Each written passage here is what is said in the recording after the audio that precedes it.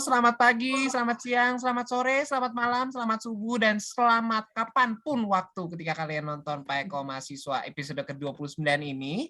Dan kali ini kita bakalan membahas satu topik yang sebenarnya masih ongoing gitu ya. Maksudnya adalah ongoing menimbulkan keresahan, kekhawatiran, ketakutan di seluruh dunia. Yaitu soal invasi Rusia ke Ukraina yang terjadi tanpa makjegagik gitu ya, tahu-tahu dihajar aja itu tempat. Oke, jadi judulnya adalah invasi Rusia ke Ukraina, rambatan KPBE.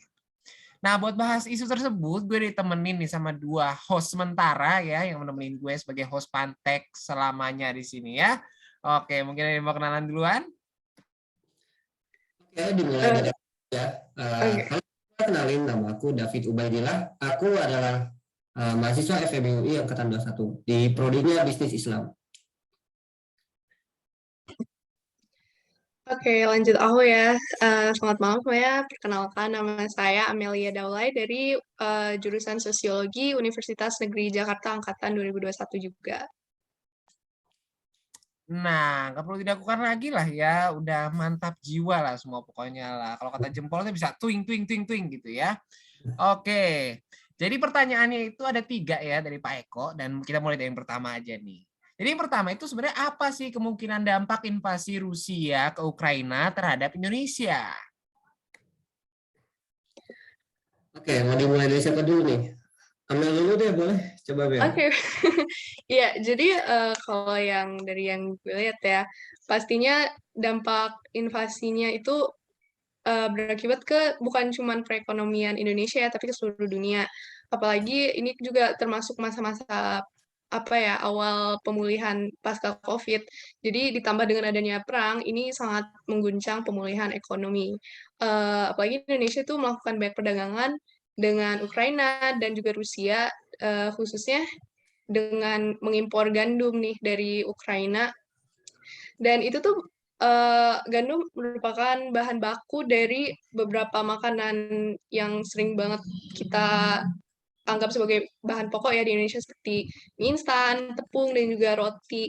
Dan kalau misalnya bahan-bahan yang kita impor ini harganya naik, itu nanti berarti biaya produksinya naik kan, yang artinya penjualan produk-produk ini harganya akan naik juga, dan ini akan berdampak pada daya beli masyarakat yang ekonominya menengah bawah itu akan kesusahan untuk membeli barang-barang pokok ini. Terus juga karena kita semua tahu lah ya tentang masalah peningkatan harga minyak, bukan cuma minyak buat masak, tapi juga nanti minyak buat energi itu juga naik harganya sehingga bakal berpengaruh juga ke daya beli masyarakat lagi-lagi ya. Di sini sebenarnya yang harus diwaspadai adalah daya beli masyarakat yang menurun. Kalau udah terjadi kayak gitu kan takutnya berimbas pada terjadinya inflasi juga. Gitu sih, gimana kalau lu, Bit? Oke, setuju banget nih sama Amel. Dengan adanya invasi Rusia terhadap Ukraina itu sangat berpengaruh terhadap goncangan politik dunia. Ketika goncangan politik ini sedang berlangsung gitu, tentunya akan berimbas pada pemulihan ekonomi global. Yang mana kita tahu sekarang ekonomi global ini sedang dihadapi dengan musibah yang namanya COVID gitu. Jadi sedang merangkak untuk pemulihan. Nah, invasi ke Ukraina juga dari Rusia itu sangat berpengaruh terhadap negara-negara yang memang mempunyai hubungan perdagangan dengan Rusia. Ya, bisa jadi salah satunya adalah Indonesia gitu. Mungkin seperti itu, Kak. Oke, jadi sebenarnya kalau ditanya pengaruh ya, jadi pengaruhnya itu dari berbagai sisi. Yang pertama adalah jalur energi. Jadi dengan adanya invasi Rusia ke Ukraina, maka harga minyak mentah, karena Rusia ini adalah salah satu produsen terbesar dari minyak mentah loh di dunia. Jadi supply-nya cut off gitu ya, apalagi sekarang kan Amerika Serikat sudah mengembargo impor minyak dari Rusia. Jadinya harganya secara global naik. Terus juga ada dari jalur pangan. Jalur pangan ini dari mana? Ukraina adalah salah satu penghasil gandum terbesar dunia loh. Dan ketika wilayah Ukraina diserang, jeder, yang terjadi adalah suplai gandumnya juga ter-cut off dari dunia. Dan ini membuat akhirnya harga pangan naik, energi naik. Padahal seperti yang kita tahu, pangan dan energi adalah salah satu kontributor besar dari inflasi secara global. Jadi ada potensi inflasinya melaju lagi. Padahal kan sudah ada concern ya soal inflasi yang pastinya akan lebih tinggi dibandingkan masa-masa sebelum COVID, di mana inflasinya itu rendah sekali. Gitu. Oke, sekarang langsung aja ke pertanyaan kedua ya. Jadi yang pertanyaan kedua tuh gini. Terus kenapa sih kemungkinan dampak-dampak tersebut bisa muncul dari invasi Rusia ke Ukraina? Yang dimulai dari aku dulu mungkin ya. Kalau dampak-dampak kan tadi udah disinggung ya. Jadi invasi ini sangat berpengaruh terhadap komoditas energi dan juga pangan, yang mana itu adalah unsur yang sangat penting terhadap peningkatan atau kestabilan ekonomi.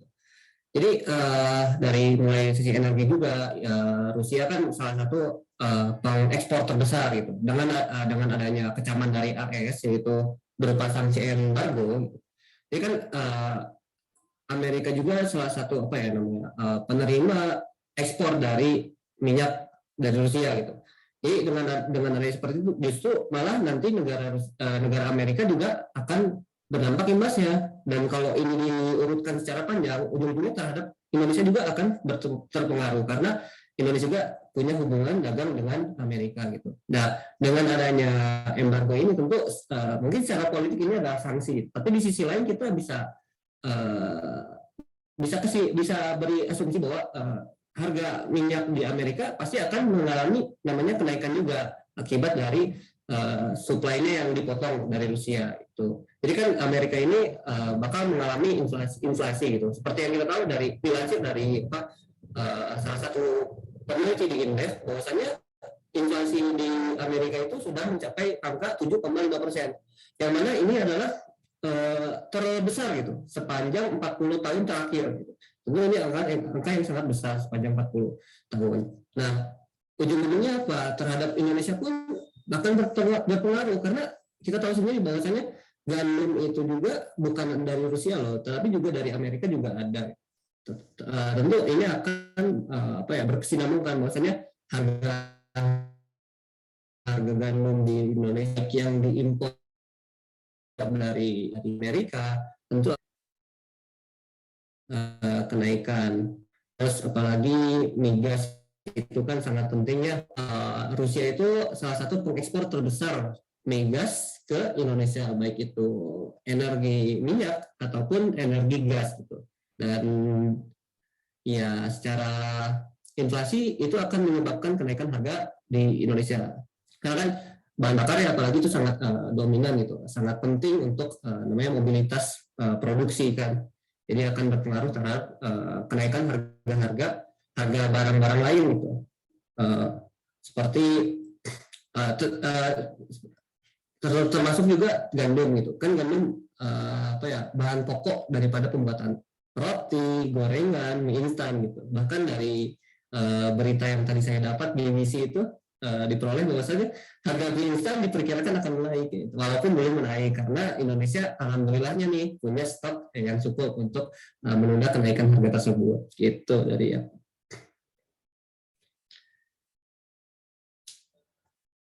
Oke, udah jelas banget nih penjelasan dari David. Mungkin aku mau nambahin dikit aja. Mungkin dengan akibat terjadinya hal-hal ini dipengaruhi karena sedang terjadi invasi dari Rusia ke Ukraina, ya jadinya produksi dan perdagangan di kedua negara tersebut jadi terhambat. Kayak itu bukan goal utama mereka sekarang, karena sekarang kan mereka lebih fokus kepada melindungi warganya dan sehingga tidak fokus untuk melakukan perdagangan lagi. Makanya bisa terjadi hal-hal yang telah dijelaskan oleh David tadi. Itu aja sih Kak tambahannya. Ya, aku izin nambahin sedikit ya. Jadi kan tadi boleh. cuma negatif ya. Nah, kita bisa juga sisi positif. Ternyata Rusia ini kan sebenarnya lagi terhadap di embargo gitu oleh beberapa negara, yaitu Amerika juga gitu. Jadi bisa jadi kita akan mengalami kenaikan demand daripada komoditas-komoditas yang dijual secara global gitu. Nah, jadi kan di Rusia sendiri batu baranya juga mengalami penurunan penjualan. Bisa jadi Indonesia merupakan salah satu namanya kedua terbesar ya setelah Australia lalu disusul Rusia. Jadi nanti selanjutnya Rusia ini apa namanya kita bisa masuki pasarnya juga batu bara kita terhadap pasar dari Rusia tersebut. Jadi seperti itu Kak, sisi baiknya.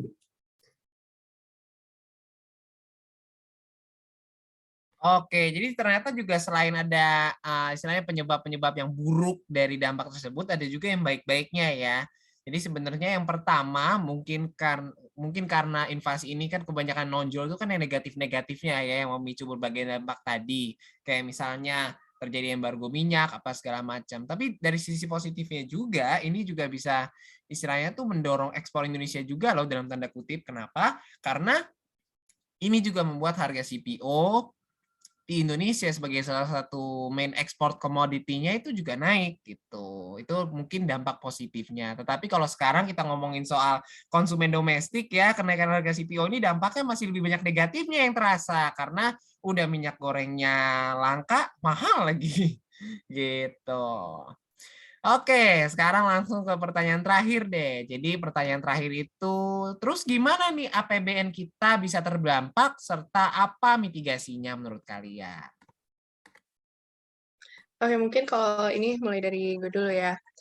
Tadi seperti yang barusan dijelasin juga, kayak kata Karyo, masih lebih banyak negatifnya ya terhadap APBN kita. Karena tadi karena harga-harga barang naik, untuk menjaga masyarakat untuk jatuh lebih dalam ke dalam kemiskinan itu perlu dibantali oleh pemerintah dengan mengadakan subsidi ataupun bansos.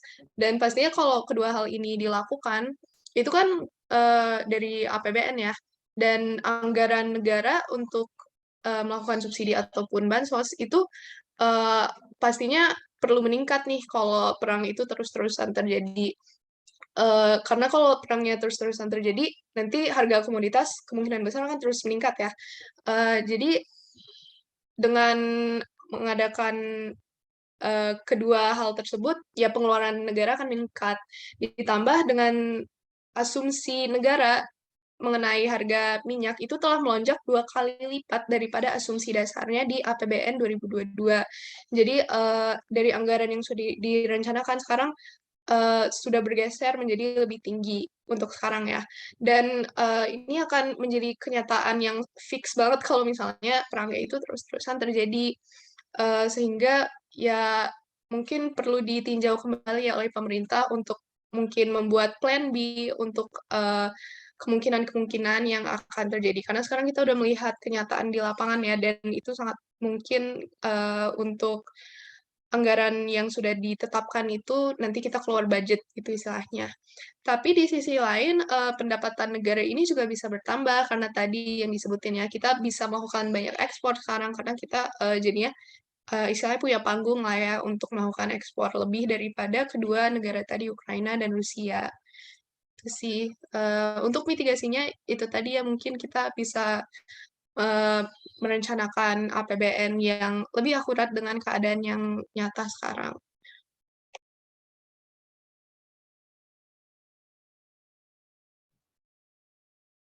Oke, terima kasih Amel nih. Selanjutnya aku mungkin dari aku kan dari aku sebagai apa ya mungkin mahasiswa gitu ya, oh sangat terhadap invasi ini terhadap konflik Rusia terhadap Ukraina gitu. Karena apa kan kita nih sebagai mahasiswa nih apalagi kan Indonesia ya, apalagi ya banyak pecinta minyak loh. Mie instan tuh pecinta di Indonesia tuh konsumen terbesar kedua lah sedunia. Bayangin aja kedua. Jadi setiap tahunnya ada 12, sekian miliar gitu per tahun yang dikonsumsi oleh warga Indonesia. Ini kayaknya pelaku utamanya siapa lagi kalau enggak anak kos nih kayaknya. Mungkin seperti itu ya. Jadi sebagai warga kos nih banyak juga sih yang lain-lain itu seperti harga minyak juga kan. Nah untuk ya solusi sebagai mitigasi daripada apa ya keresahan ini atau bencana ini mungkin di Indonesia harus sudah mulai menyiapkan nih yang namanya apa ya melek terhadap goncangan politik juga karena menurut aku netral itu nggak cukup loh. Netral itu justru adalah sebuah keapatisan gitu. Menurutku kalau netral itu adalah yang seharusnya netral adalah netral menuju kebaikan gitu. Jadi kita objektif gitu menilai negara mana, bagaimana cara menyelesaikan permasalahannya. Terus yang kedua ada subsidi ini harus benar-benar diperhatikan. Jangan sampai subsidi ini mengganggu daripada kelas menengah ke bawah, yaitu di minyak, bahan bakar untuk yang disubsidi. Jadi kalau bisa kenaikan harga bahan bakar ini hanya berimbas terhadap non subsidi gitu. Jadi tidak menyebabkan yang namanya inflasi terlalu tinggi. Terus yang ketiga mungkin kita harus mencari peluang baru nih terhadap apa ya market baru sebagai pengganti daripada market Rusia gitu. Kita harus mulai melek sana kan di Indonesia juga banyak loh yang diekspor yang bisa diekspor untuk menggantikan apa namanya demand dari Rusia itu komoditas Rusia. Terus yang paling terakhir mungkin dari aku untuk ini juga kan Indonesia juga merupakan apa ya pengimpor terbesar salah satu bahan baku daripada pupuk gitu. Wah ini kan sangat penting ya pupuk itu. Kalau pupuk ini kan berarti berpengaruh terhadap kenaikan bahan baku makanan juga nih, misalnya beras atau buah-buahan atau bahan pokok lainnya yang terbuat dari tumbuh tanaman itu atau tumbuh-tumbuhan. Nah, sudah saatnya kita untuk mencari supply baru sebagai pengganti supply Rusia gitu. Mungkinkah dari aku? Oke, jadi kalau bisa dibilang dampaknya terhadap APBN itu bisa ngejalar dari mana aja. Jadi dia tuh bisa ngejalar dari yang namanya tuh jalur supply chain. Jadi maksudnya dari jalur supply chain itu, jadi dia itu bikin harga bahan-bahan pokok makin mahal. Kalau misalnya kayak gitu, yang terjadi adalah daya belinya menurun. Kalau daya beli menurun, maka proyeksi pertumbuhan bisa turun. Kalau proyeksi pertumbuhannya turun, ya APBN-nya berubah gitu sebenarnya. Dan juga maybe kalau misalnya boleh gue tambahin ya, mungkin kita juga ini bisa mendorong kesadaran kita karena biasanya apa kasus Indonesia itu adalah reformasi selalu terjadi, reformasi berarti itu selalu terjadi ketika terjadi gorongan atau ada huru hara di luar instead of dari dalam gitu ya. Waduh, ada apa ini? Nah, balik lagi dia. Gitu. Jadi sebenarnya ya yang perlu kita ini lagi adalah tax ratio misalnya. Jadi kalau misalnya kita mau menjaga ketahanan APBN kita, maka nggak usah jauh-jauh melihatnya segala ke Rusia, ke Ukraina, ke segala. Justru kita harus memperkuat tax ratio domestik supaya kalau misalnya ada gonjang-ganjing di luar, maka penerimaan kita di dalam bisa tetap terjaga. Gitu sih kalau dari gue. Oke, maybe omongan soal tax ratio tadi menutup Pak Eko Mahasiswa episode ke-29 kali ini. Gue mewakili Amelia dan David ingin bilang terima kasih banyak karena masih setia nonton Pak Eko Mahasiswa sampai sekarang ini. Jangan lupa untuk like video ini, share video ini, dan subscribe ke channel Lapak Ekonomi. Karena dari channel Lapak Ekonomi, Anda akan mendapatkan berbagai insight tentang ekonomi yang gampang dicerna, dipahami, serta lucu untuk didengar ya. Oke deh. So, terima kasih banyak udah nonton dan sampai jumpa minggu depan. Dadah.